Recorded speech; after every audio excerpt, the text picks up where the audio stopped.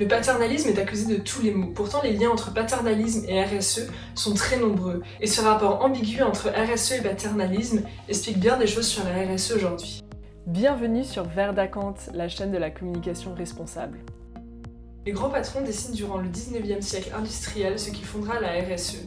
Dès le début de l'industrialisation, des organismes de bienfaisance organisèrent la solidarité envers les salariés les plus démunis. On a alors une forme de dictature morale qui s'installe plutôt qu'un débat éthique pour savoir ce sur quoi doit agir l'entreprise. C'est bien ce que critique Friedman dans sa célèbre citation « La seule responsabilité du businessman est de faire du profit ». Avec le passage à la RSE, on participe à un glissement de valeurs. On n'est plus dans quelque chose où on cherche à imposer des valeurs externes aux salariés, mais où la responsabilité mise en place par les entreprises se construit grâce à un dialogue qui inclut l'ensemble des parties prenantes. On trouve dans ces évolutions la source de 3 éléments qui fondent la RSE aujourd'hui.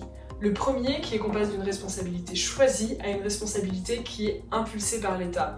Ça participe donc à avoir une responsabilité qui soit objectivée, d'autant plus dans une société comme la société française où on voit l'État et le gouvernement comme étant le garant du bien-être des citoyens.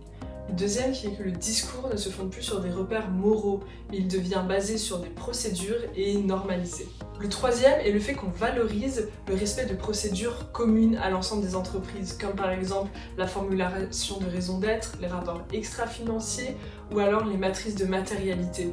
Ce respect des procédures assure le caractère consensuel des décisions qui sont prises. Cet enjeu d'objectivation de la morale grâce à l'État explique la tendance européenne et française à avoir une RSE qui soit très réglementée.